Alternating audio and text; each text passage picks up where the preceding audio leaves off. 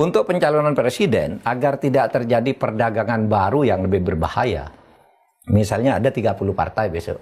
Lalu bersepakat misalnya 30 itu sudah kamu yang memimpin itu, kamu memimpin itu, kita berkoalisi sekarang. Ya, antar partai itu? Antar partai. Sekian banyak itu ya? Iya, mati lagi kan hak rakyat itu. Betul. Diperdagangkan di antara elit yang bisa membentuk partai. Itu bisa ketemu 29 lawan 1 itu Pak bisa, ya? Kalau 30 ya? Bisa 29 kompak, sisain satu jadi lawannya. Iya, disisain satu, kamu yang jadi lawan, yang lain kami pegang semua. Bisa begitu ya? Pemilu itu tidak ada pemilu lagi. Ini berarti yang diminta dalam rekayasa tadi itu, konstitusional itu. Oleh sebab itu kalau saya mengusulkan begini, besok pencalonan itu dibatasi. Kalau partai perorangan boleh semua, ya kan? Yang memenuhi syarat untuk ikut pemilu. Tapi kalau mau bergabung, karena Undang-Undang Dasar mengatakan partai politik atau gabungan partai politik, dibatasi saja. Apabila gabungan partai sudah mencapai 30%, misalnya 30% dari seluruh partai peserta pemilu, maka koalisi ditutup. Sehingga maksimum 30%. Maksimum 30%. Penggabungan itu ya. Sehingga partai lain bergabung ke partai lain lagi. Sehingga kalaupun itu terjadi bisa muncul 3 calon gitu ya. Iya. Itu bisa pembatasan begitu Pak ya, dibikin? Bisa. Melalui undang-undang, revisi undang-undang? Bisa, undang-undang besok. Revisi undang-undang pemilu ini revisi undang-undang pemilu besok, itu kan pasal 222 yang dibatalkan. Itu harus diterjemahkan ke sebuah undang-undang baru yang memuat rekayasa konstitusional tadi. Pasal 222, Undang-Undang nomor 7 tahun 2017 Pak? Betul, undang-undang pemilu. Iya. Jadi itulah berarti yang dimaksud. Maka berarti sekarang tugas pembuat undang-undang adalah menindaklanjuti ini dengan bentuk revisi undang-undang pemilu, Pak Mahfud ya. Dan sekaligus melakukan rekayasa. Bisa juga kembali ke ini. Besok partai politik yang mau gabungan partai politik yang mau berkoalisi boleh saja ditutup di 20% seperti sekarang. Ya, jadi kalau gabungan 20%, kalau perorangan silakan aja. Setiap partai lain yang tidak bergabung ngajukan sendiri tidak usah bergabung. Bisa aja gitu. Itu tergantung bagaimana ngatur Mas. Oh, maksudnya pakai angka 20% yang sekarang itu ya, sehingga dibatasi paling banyak 20%. Kalau sekarang kan paling sedikit. Ya, minimal 20%, sehingga lalu semuanya berebutan. Sekarang batasi 20%, biar yang 20% itu bergabung dari sekarang, ancang-ancang gitu kan.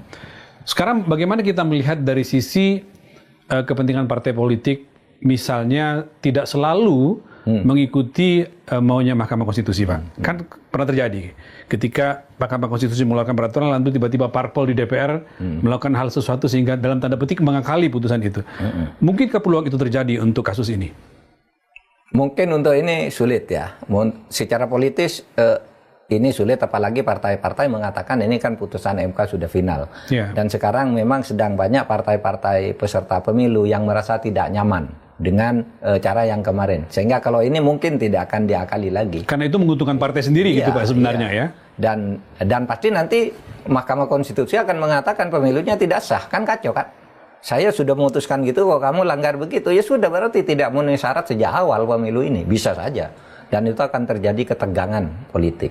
Oleh sebab itu ini harus dianggap upaya membangun keseimbangan baru dalam ketatanegaraan kita. 1. Semua partai politik peserta pemilu berhak mengusulkan pasangan calon presiden dan wakil presiden. 2. Pengusulan pasangan calon presiden dan wakil presiden oleh partai politik atau gabungan partai politik peserta pemilu tidak didasarkan pada persentase jumlah kursi di DPR atau perolehan suara sah secara nasional. 3. Dalam mengusulkan pasangan calon presiden dan wakil presiden, partai politik peserta pemilu dapat bergabung sepanjang gabungan partai politik peserta pemilu tersebut tidak menyebabkan dominasi partai politik atau gabungan partai politik sehingga menyebabkan terbatasnya pasangan calon presiden dan wakil presiden serta terbatasnya pilihan pemilih.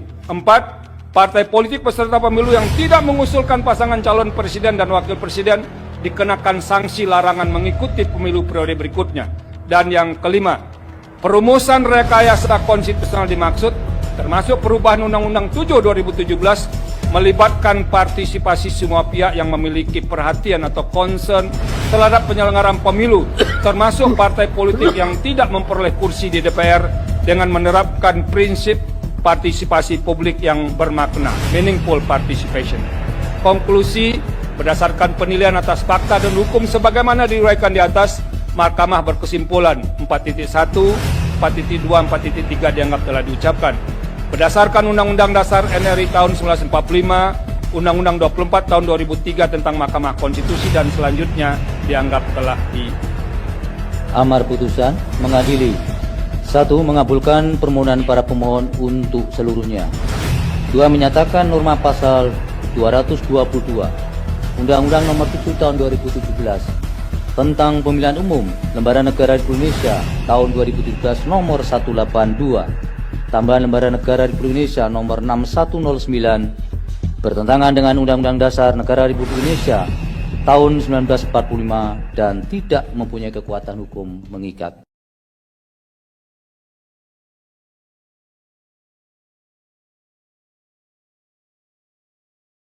MK pencalonan dihapus presidensial. Ya itu kan keputusan final dan mengikat. Kita semua harus menghormati apa yang sudah diputuskan oleh MK. Padahal lebih banyak alternatif calon Pak ke depan. Ya harapannya kan seperti itu. Sehingga